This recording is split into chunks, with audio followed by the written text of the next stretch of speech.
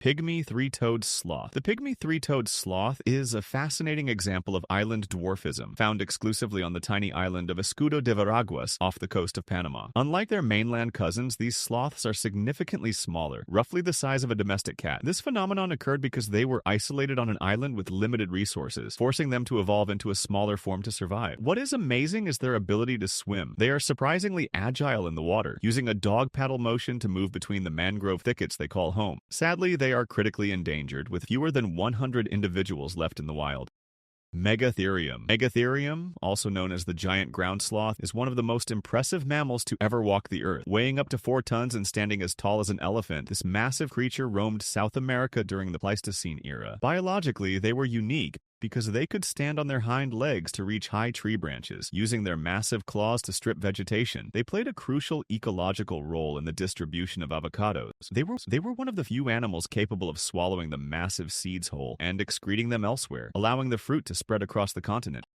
Hoffmann's two-toed sloth. Hoffmann's two-toed sloth is a nocturnal species that defies the lazy stereotype often associated with sloths. While they are slow, they are generally more active and aggressive than their three-toed counterparts. Anatomically, they are distinct because they have 5 to 8 neck vertebrae, whereas almost all other mammals, including giraffes and humans, have 7. This variation allows them to rotate their heads 270 degrees, a useful adaptation for spotting predators while hanging upside down. They spend nearly their entire lives suspended in the canopy, descending only once a week to defecate, a risky behavior that leaves them vulnerable to predators.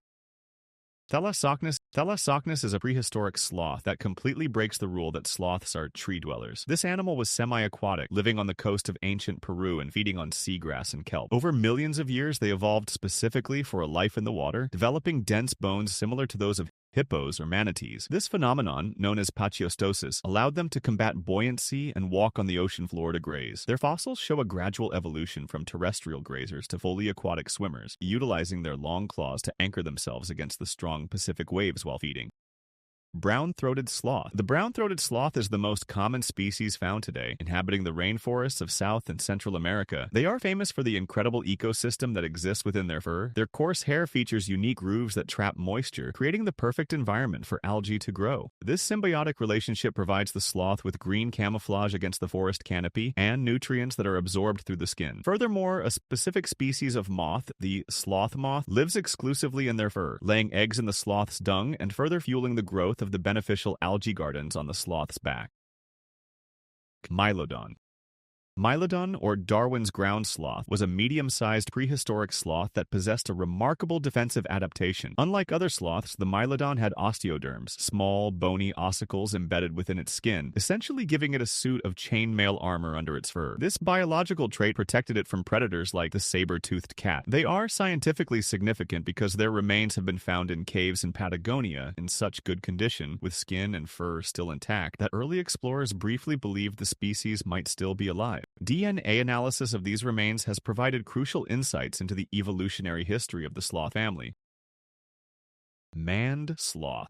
The maned sloth is a vulnerable species found only in the Atlantic coastal rainforests of Brazil. It is easily distinguished by the long, black mane of hair running down its neck and shoulders, which gives it a somewhat regal appearance. Unlike the two-toed sloths, this species is strictly diurnal, meaning it is active during the day. They are extremely sedentary, spending up to 80% of their day resting to conserve energy due to their low-calorie diet of leaves. Their limited geographic range and the severe fragmentation of the Brazilian Atlantic forest make them one of the most threatened sloth species existing today.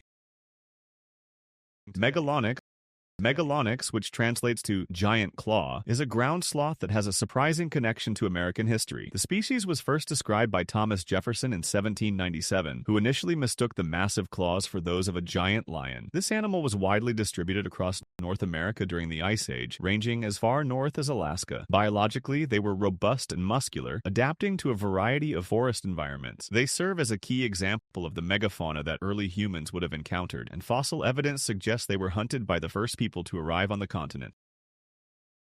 Pale-throated sloth. The pale-throated sloth is a three-toed species identified by the distinctive pale patch on its throat and dark face mask. Found in the tropical forests of northern South America, they are incredibly specialized biologically. Their grip is so strong that they can remain suspended from a branch even after death.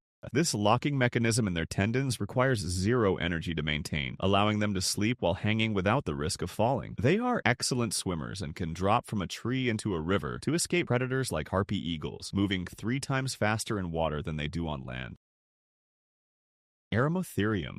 Eremotherium, the Pan-American ground sloth, was a true titan that rivaled the Megatherium in size. Fossils of this behemoth have been found from the southern United States all the way down to Brazil. Unlike some other ground sloths that were specialized for specific environments, Eremotherium was a generalist, adaptable to both tropical and temperate climates. They possessed massive square-shaped teeth perfect for crushing abrasive vegetation. Standing over 15 feet tall on their hind legs, they were virtually immune to predation as adults, ruling their ecosystem until their extinction at the end of the Pleistocene epoch around 10,000 years ago.